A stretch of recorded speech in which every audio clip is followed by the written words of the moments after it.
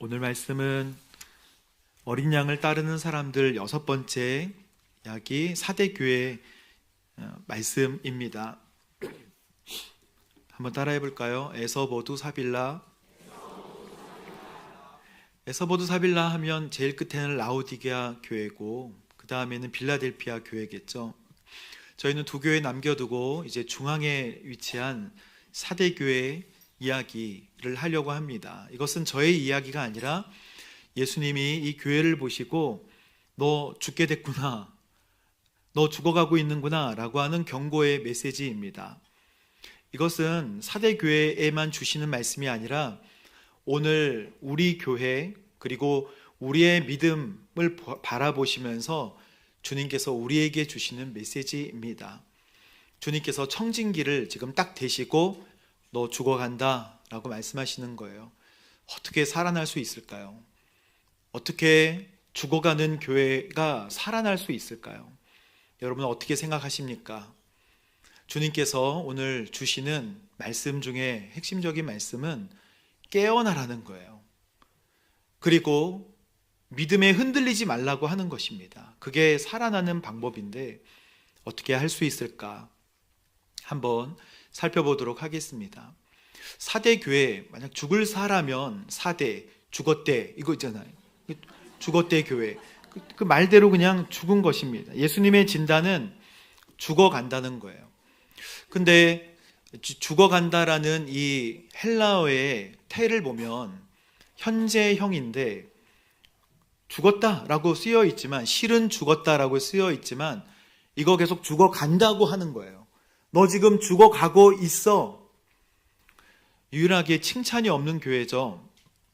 물론 라오디게아 교회도 칭찬이 없지만 주님께서는 너 그런 상태야 알고 있어 이게 아니라 회개하라, 순종하라 주님께서 말씀하십니다. 여러분, 주님께서 우리에게 뭐라고 말씀하시냐면 회개하라는 거예요. 순종하라는 것입니다. 겉으로는 경건해 보인, 실제로는 죽어간다. 겉으로는 예배 잘 나오지만 실제로는 죽어간다. 형식적인 신앙생활을 하고 있는 교회와 성도, 비단 저뿐만 아니라 모든 교회 목회자 그리고 우리 모두에게 주시는 말씀입니다. 1절 말씀 다시 한번 보면 하나님의 7영, 7별을 가지신 이가 내가 너의 행위들을 알고 있다. 잘 알아. 주님은 잘 알고 계신 거예요. 그런데 너는 살아있다는 이름표는 있는데 실제로는 죽어간다. 그것입니다. 겉은 멀쩡한데 죽어가고 있다는 거예요. 사대라는 말의 이름 있잖아요. 사르데이스라는 헬라어인데요. 그거 남은 자, 렘넌트, 남은 자라는 뜻이고, 그리고 뉴본, 새로 난다라는 뜻도 가지고 있고, 리뉴드, 그러니까 새로 된이라는 뜻도 가지고 있습니다. 이름은 참 좋죠. 이 난공불락의 요새인 이 사대라는 지역은요, 산으로 둘러싸여 있었어요. 그래서 예전에 사람 외적의 침략이 없을 줄 알았는데 한번 크게 2번 침략당한 적이 있었고, 예전에는 리디아라는 왕국의 수도이기도 했습니다. 여기 시내가에는 물고기보다 금 같은 것들이 많았다 그래요. 사금. 얼마나 도시가 부유했겠어요? 얼마나 도시가 풍요로웠겠습니까? 금과 은을 주조해서 동전을 처음 만든 곳이 바로 이 사대 지역이라고 합니다. 그런데 나는 살아있는 것 같은데 실제로는 죽어 있구나 라고 하는 예수님의 청진기를 딱 대보고 깨어나라, 굳게 믿음을 지켜라 라고 하시는 메시지를 보면 사도교회는 엄청난 문제가 분명히 있죠. 도대체 무슨 문제인가? 다른 교회들에게 있었던 이세벨의 가르침, 그거 말씀 안 하셨어요. 그럼 발람의 교훈? 그것도 없었습니다. 그러면 니골라당의 가르침? 이런 것도 없었어요. 뭐가 있었는가? 안전 불감증이 있었습니다. 나태. 잘하고 있는 것 같이 보이는 거. 겉만 번드르르 한 거. 그거 문제라는 거예요. 그거 죽어가기 쉽다는 것입니다. 무사안일주의, 안전불감증이 교회에도 충분히 있을 수 있다.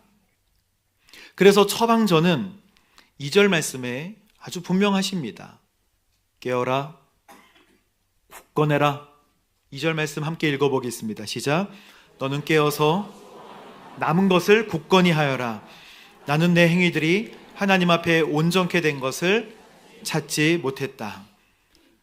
주님의 처방전은요, 여러분 요한계시록에 지금 7교회에 관한 내용들은 다 빨간 글씨로 쓰여 있잖아요. 복음서에 보면 빨갛고 검었고 빨갛고 검었고 그렇잖아요. 예수님이 하신 말씀은 빨간색입니다. 근데 여기 요한계시록에 교회들에 주시는 메시지들은 다 빨간색이에요. 주님이 직접 말씀하신 거예요. 영적 진단은 죽기 직전이다. 그대로 가면 죽는다는 것입니다. 그래서 2가지 처방을 내리시는데 첫 번째는 깨어라, 깨어나라는 거예요. 그리고 2번째는 굳게 흔들리지 마라. 첫 번째는 깨어라, 2번째는 흔들리지 마라. 성경에서 깨어 있으라고 하는 것은 나태해지지 말라는 거예요. 예수님의 재림의 시기를 알 수 있나요? 없습니다. 그래서 나태해지지 말라는 거예요. 나태해지지 말라고 하는 성경의 말씀을 찾아보면 마귀의 불화살이나 영적 공격이 있기 때문에 나태해지지 말라 하시는 거예요. 나태라는 말은요, 수도사들, 중세의 수도사들이, 사막의 수도사들이 가장 무너지기 쉬웠던 7가지 대죄 중에 하나가 나태예요. 거기는 식욕도 포함이 되어 있어요. 거기에는 교만도 포함이 되어 있는데 7가지 대죄 중에 나태라는 항목이 3번째 항목에 들어가 있습니다. 도대체 이 나태는 무엇인가? 별명이 정오의 마귀예요. 그러니까 정오, 오후 되면 나른해지잖아요. 정오의 마귀라는 별명을 가지고 있습니다. 알게 모르게, 교만도 그렇지만 알게 모르게 어느덧 나의 생활 습관이 되어버린 나태. 어원 자체가 관심 없음이에요. 나 관심 없어.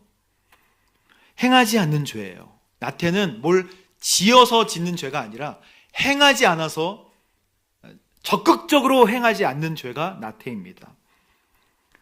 분주한 사람들의 표면, 그 밑에 내면으로 깊이 가보면 치명적인 나태가 사로잡고 있다는 거예요. 그래서 이 나태는 영혼의 병이라고 부릅니다. 만약에 잠옷을 입고 하루 종일 TV만 본다, 그것도 나태이겠죠. 하지만 느리고 단순하게 이렇게 느리게 행동하는 것 말고요, 영혼 자체가 병들어서 활력을 잃어버리고 움직이지 않는 상태, 가만히 있는 상태를 나태라고 하는데, 수도사들에게 쉽게 찾아왔던 대죄 중에 하나입니다. 선을 적극적으로 행하지 않으려고 하는 거 있잖아요. 그거 너무 힘들어, 그거 너무 고생스러워 라고 디펜스하는 것도 나태라는 거예요. 그래서 나태는 적극적으로 하지 않는다는 면에서 능동적이에요. 능동적으로 적극적으로 하지 않아요. 이 나태는 왜 오는가? 사랑의 결여입니다. 사랑을 하지 않아요. 애정과 반대입니다. 그래서 나태의 반대는 부지런함이 아니라 나태의 반대는 사랑 없음이에요. 관심 없음이에요. 결론은 하나님의 관점에서 보면 나태가 왜 위태롭고 위험한가? 하나님께 드려야 할 섬김과 사랑을 충분히 드리지 않기 때문입니다. 마태복음 25장에 보면 10처녀의 비유가 나와 있죠. 또 달란트의 비유도 나와 있고 양과 염소의 비유, 그래서 10달량 뭐 이렇게 외우기도 하는데, 이 10처녀의 비유 중에 이 10처녀의 비유는 하나님 나라 천국에 관하여 비유하신 거거든요. 물론 달란트도 그렇고 양과 염소도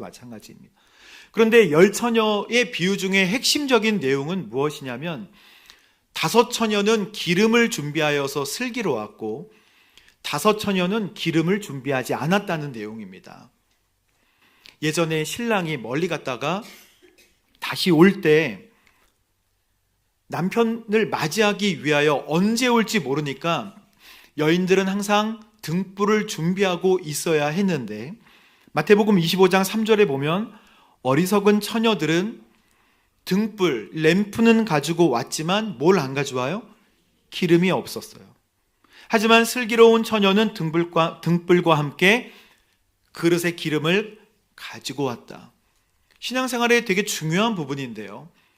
우리는 우리가 심지가 되어서 심지가 탈 것 같이 생각하지만 초도 마찬가지고 이 등불도 마찬가지지만 심지가 타는 게 아니라 기름이 타는 거예요.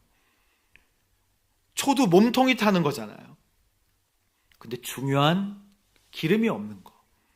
그래서 슬기로운 처녀는 등불과 함께 뭘 준비하냐? 기름을 준비하고 그러고 있었는데 겉모습은 구분할 수가 없어요.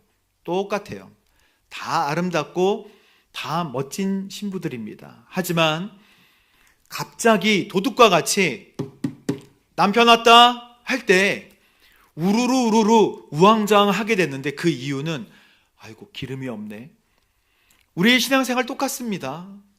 잘 나와서 주님을 찬양하고 예배하지만 정작 중요한 게 없다는 거예요. 그래서 이 말씀을 읽어보면 기름은 각자 준비하는 거예요.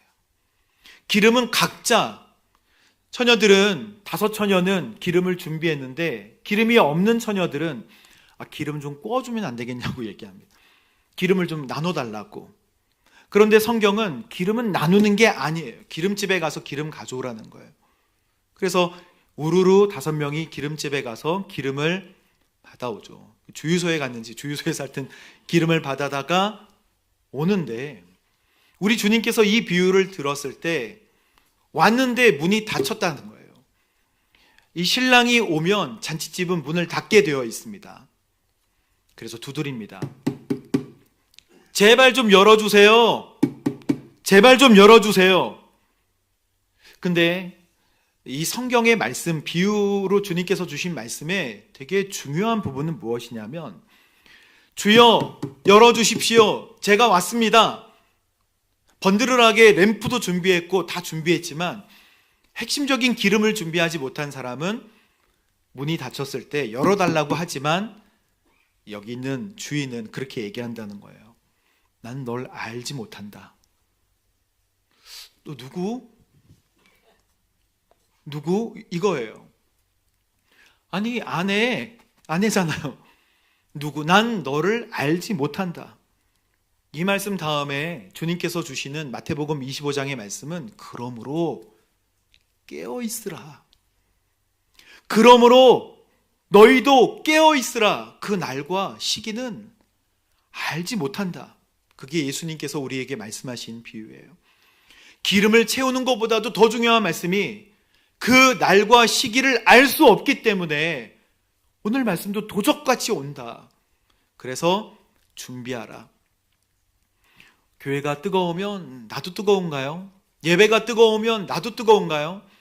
우리도 뜨겁고 예배드리지만 믿음 생활은 각자라는 거예요. 주님을 만나는 개인적인 만남은 각자입니다. 교회가 뜨거워서 내가 은혜를 받은 것처럼 생각되어지고 착각될 수도 있겠지만 우리 주님은 각자 만나기를 원하시는 거예요. 여러분의 등불에 기름을 각자 준비하게 되기를 바랍니다. 떨어지지 않도록. 그게 깨어 있어야 된다는 거예요. 그렇게 설명을 하셨어요. 그게 깨어 있는 거예요. 준비하는 게. 미련한 처녀는 형식적인 신앙을 가진 사람들이라고 표현합니다. 형식만 갖춘 거. 여러분, 우리가 교회 나오는 것은 교인이에요. 하지만 예수님의 제자가 되는 것은 그리스도인이 되는 것입니다. 교인이 되지만 제자가 되는 것은 다른 문제예요. 주님께 엎드려야 되고 순종해야 될 의무가 있고 주의 말씀을 마음속에 새겨야 되는 의무가 있는 거예요. 주님께서 이거 생명과 연관이 된다고 말씀하세요. 교인은 될 수 있지만 예수의 제자, 붙어 있는 것 같지만 떨어져 있는 거예요. 붙어 있어야 양분이 공급되어 주님의 제자가 될 수 있는 것입니다. 그래서 주님께서는 회개해야 한다. 여러분, 솔루션이 너무 간단해요. 만약에 여러분 내가 어렸을 때, 젊었을 때 하나님을 만났던 열정적인 기억과 신앙생활의 기억들이 있는데 지금 나를 살펴보면 좀 차가워졌어. 좀 식어가고 있어. 지금 주님과의 관계가 소원해. 라고 말씀하고 생각하신다면 지금 그 나태를 벗어버리고 회개하여 순종하라라는 주님의 말씀을 들어야 합니다. 회개하고, 회개는 돌이키는 거예요. 그 자리를 떠나는 거예요. 그리고 하나님을 바라보고 주님 왔습니다 라고 시작하는 게 회개예요. 그게 여러분 가운데, 저와 여러분 가운데 있게 되기를 바랍니다. 주님은 사대교회 이야기를 하시면서 사대교회 배경 이런 거 말고 너 지금 살아야 한다. 옛날에 좋았던 추억만 새기지 말고 지금 오늘 내가 주는 말씀, 내가 주는 메시지 그거 들으라는 것입니다. 순종하고 회개해요. 드려야 할 예배와 섬김과 순종을 시작하십시오. 그게 교회를 위한 게 아니라 주님을 위한 거예요. 끝까지 하나님 앞에 엎드려야 합니다. 그러면 생각해 보세요. 오늘 나는 뭘 결심할 것인가?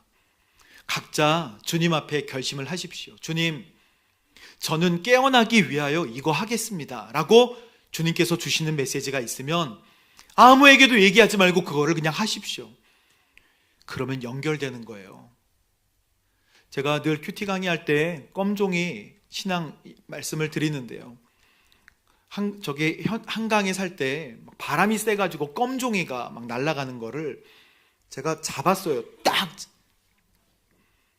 그리고 이제 껌종이를 주머니에 넣었을 때 갑자기 성령 충만함이, 그 이유가 그날 제가 하나님께 말씀드린 부분이 있었기 때문이에요. 하나님, 오늘 환경을 그런 종류의 큐티, 무슨 본문인지도 기억이 안 나요. 그런데 제가 오늘 껌종이를 딱 넣는 순간에 그 바람에 날아가는 거, 날아갔구나, 이거 어떡하나. 그러면 끝나는데 굳이 가져가서 주머니에 넣었을 때 주님 잘했죠. 껌종이가 신앙과 무슨 관계가 있습니까? 없어요. 하지만 나와 하나님과의 교제가 내가 결심하면 깊어지는 거예요. 주님, 내가 이거 할게요. 주님, 나에게 뭐가 부족하다고 주님 생각하시나요? 내가 주님께 좀 소원한 부분들은 어떤 건가요? 라고 물어볼 때 우리 주님이 너무 기뻐하시지 않겠어요? 오고 그게 나오잖아요. 오고 그거 내가 원했던 말인데. 두 번째는 주님께서 이 살아나는 방법을 굳건하게, 그 믿음이 흔들리지 말라고 말씀하십니다. 오늘 죽어가는 남은 것을 굳건히 하라 이렇게 말씀하시거든요. 근데 몇몇은 죽은 것 같아요.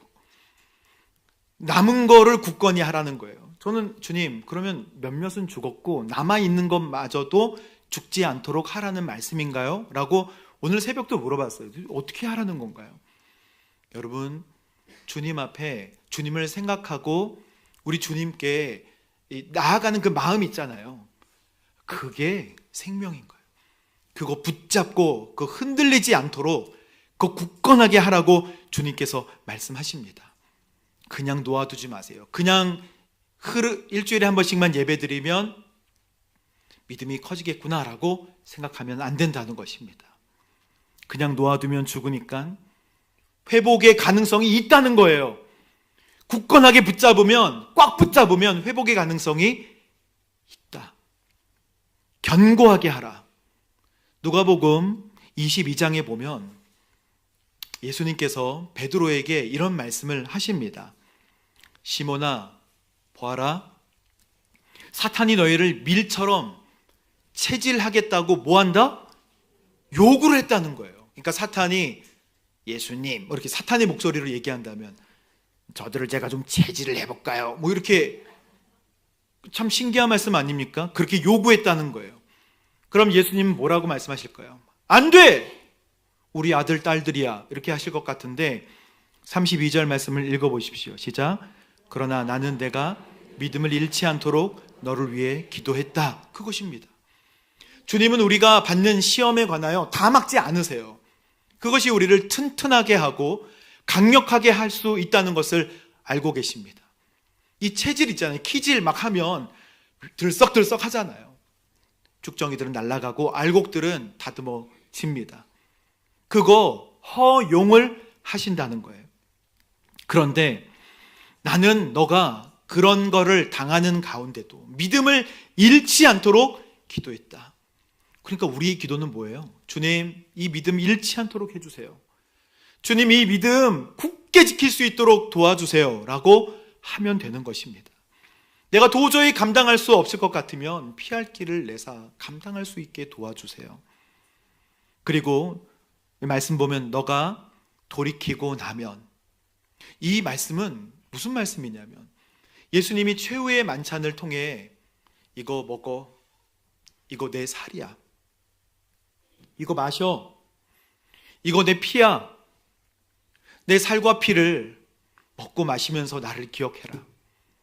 그렇게 최후의 만찬을 해주셨는데 제자들은 네가 오른팔이냐 내가 오른팔이지 라고 서로 누가 높냐라고 싸우는 내용이에요. 최후의 만찬 다음에 눈물 흘리는 게 아니라 예수님이 죽으실 줄 모르고 서로 네가 크냐 내가 크냐 싸우고 있을 때 예수님께서 베드로에게 주시는 말씀입니다. 베드로야, 사탄이 너를 키질하겠다고 체질하겠다고 요구를 한다. 예수님이 죽고 제자들을 흔들 거라는 이야기죠. 그러나 나는 너희를 위하여 기도한다. 주님은 여러분을 위해 기도하시는 줄로 믿습니다. 굳건하게 하도록, 흔들리지 않도록 기도해 주신다는 거예요. 너가 3번 나를 부인할 거다. 이 말씀 다음에 나와요. 그러나 그렇게 하고 돌아와서 굳세게 해라. 누구를? 너의 형제들을. 흔들리지 않도록. 베드로는 이 말씀을 이해하지 못하고 33절, 주여 저는 주와 함께라면 감옥이든 어디든지 난 다 갈 수 있습니다. 그렇게 이야기를 합니다. 주님과 함께 여러분 살아갈 때 우리를 흔드는 시험과 유혹과 어려움이 있습니다. 저도 있고 여러분도 다 있어요. 그러나 성숙한 신앙은 넘어질 때 안 넘어진 것처럼 급히 빠른 속도로 일어나는 거예요. 엎어져 있지 마세요. 넘어져 있으면 그러면서 일어나세요. 왜 자꾸 넘어지지? 그러면서 하나님 앞에 다시 또 엎드리십시오. 그러나 그리고 나서 또 엎어졌잖아요. 난 안 돼 이렇게 하지 마세요. 그게 사탄이 주는 낮은 자존감이에요. 아니야, 또 일어날 거야. 또 일어나서 주님 앞에 또 엎드리면 됩니다. 주님, 영적 민감함을 허락하여 주십시오. 용서해 주십시오. 그거예요. 그게 우리의 신앙생활의 기본 패턴이 돼야 되는 것입니다. 주님은 말씀을 통해 살아난다고 말씀하세요. 하나님의 말씀은 생명이에요. 그러나 우리가 말씀을 읽어내기가 쉽지 않은 것은 바쁘다는 핑계 때문이잖아요. 그런데 바쁘다는 핑계와 그 표면 아래에 있는 영적 나태함이 있다는 것입니다. 바쁘지만 커피도 마시고 바쁘지만 밥도 먹잖아요. 그러니까 바쁜 가운데 하나님의 말씀을 먹을 시간을 확보할 수 있는데 우리는 영적 나태함 때문에 그게 7가지 대죄 중에 하나인 것을 기억하고 사탄이 그것을 전략으로 사용한다는 것을 꼭 기억하십시오. 말씀을 통해 살아나게 되는 거예요. 하나님의 말씀을 자꾸 통과시키세요. 냉장고 앞에 서서 자꾸 큰 소리로 읽으세요. 냉장고도 변화될 거예요. 읽으면. 그리고 기도해야 합니다. 저도 기도가 부족하다고 느끼는 사람 중에 하나예요. 왜 이렇게 기도가 힘들까, 어려울까? 그러나 이 시대는 기도의 능력이 사라진 시대라. 기도의 능력, 엘리 시대와 같이 그렇게 놔두면 안 돼요. 우리의 모든 영적 눈들이 어두워지면 안 됩니다. 기도해서 영의 눈을 바로 뜨고 그리고 교회와 성도들을 위하여 같이 기도해야 돼요. 그리고 성령님을 의지하십시오. 폼으로 있는 게 아니에요. 보혜사예요. 보호하시고 은혜를 베푸시고 가르쳐 주시는 분이십니다. 성령님을 의지하여 세상을 이겨나갈 수 있어야 돼요. 그리스도인의 능력은요, 지식의 능력과 지혜의 능력도 아니에요.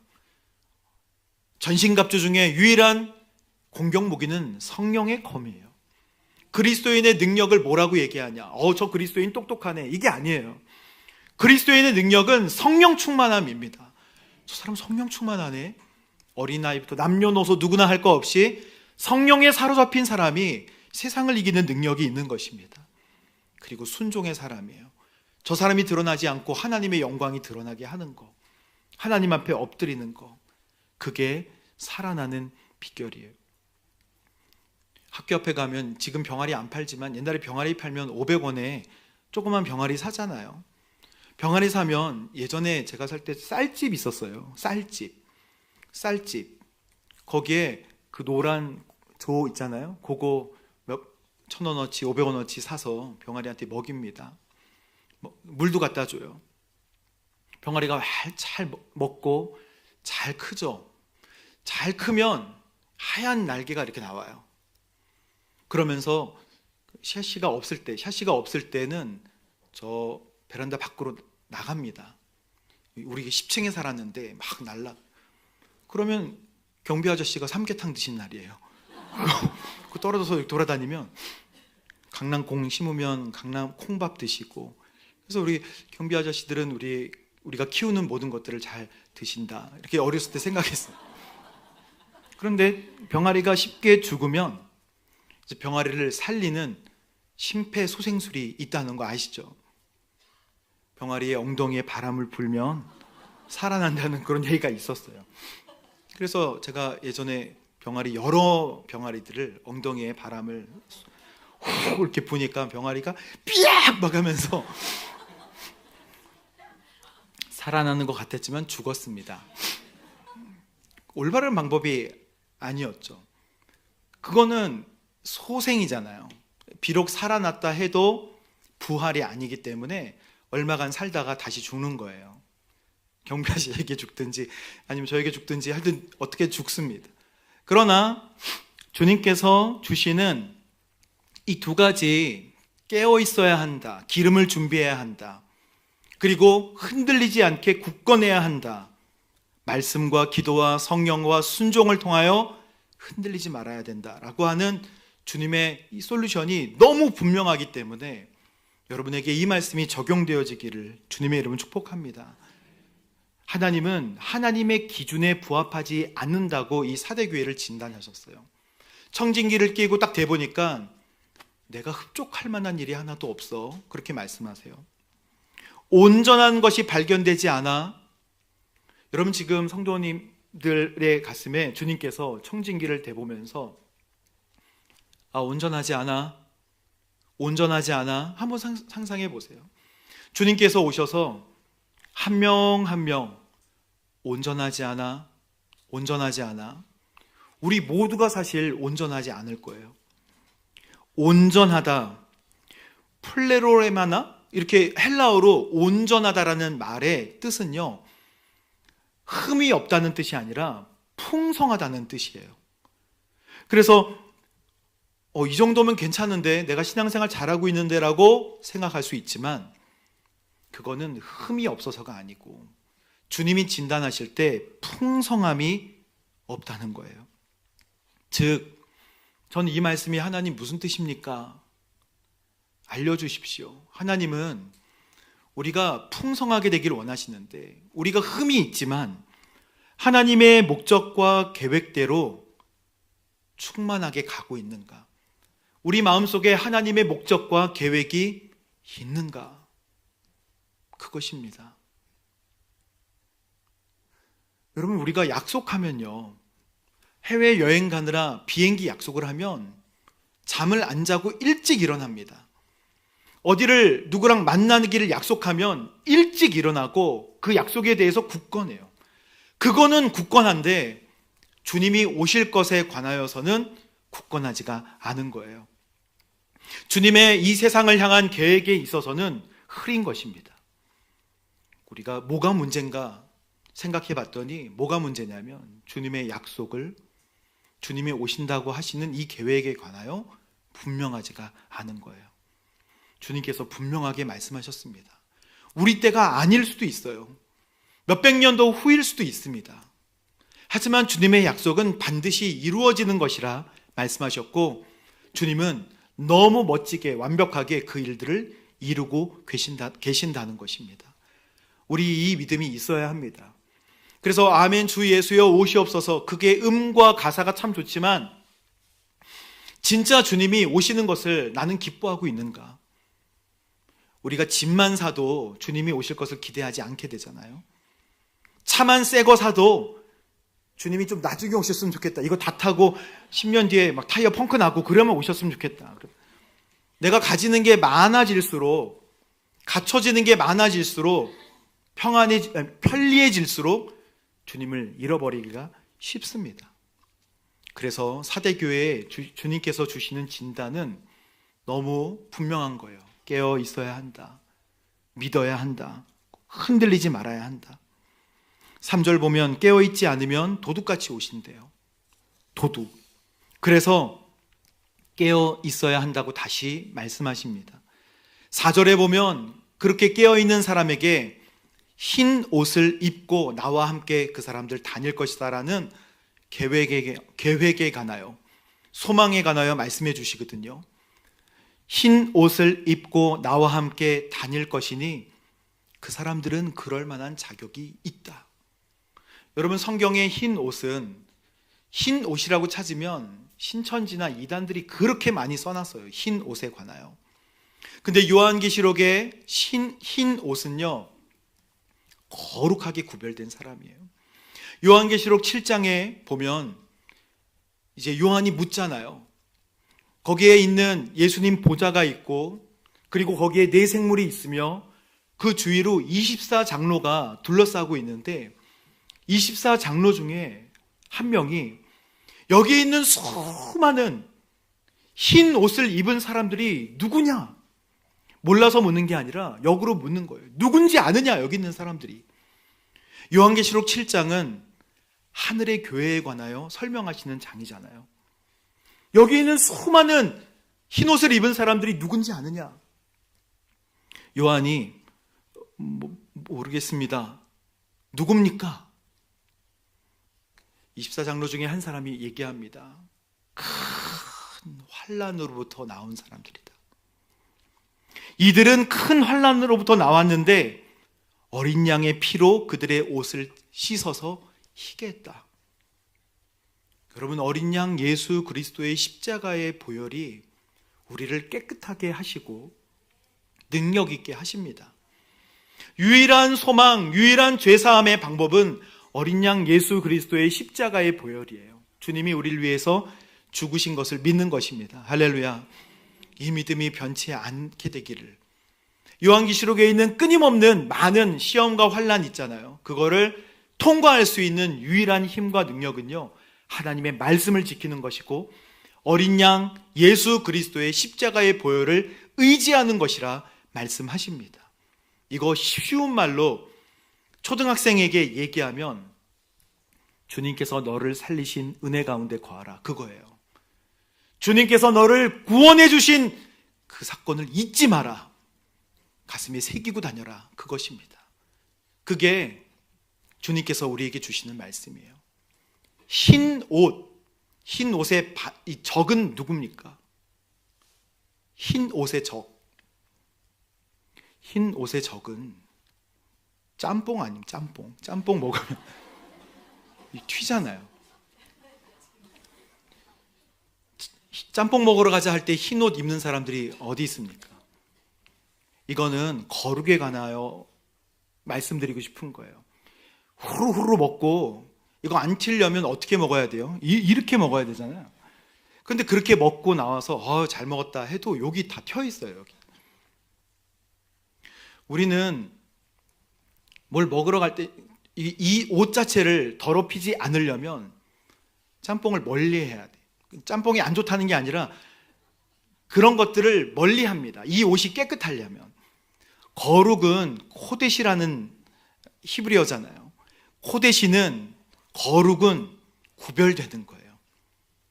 거룩은 하나님께서 원하시는 일을 하는 것입니다.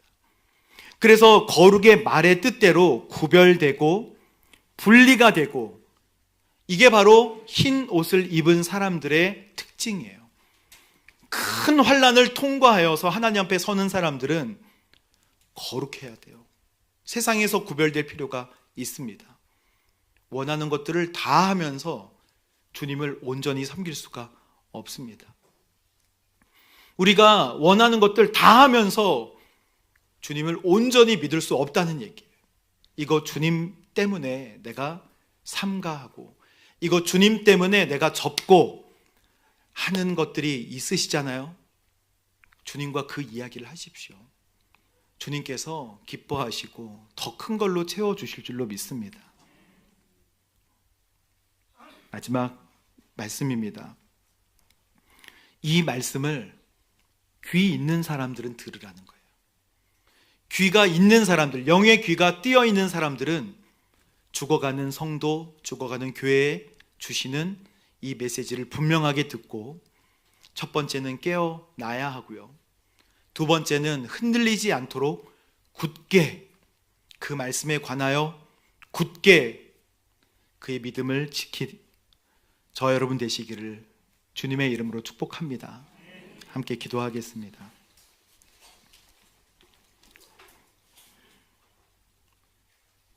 사랑의 하나님,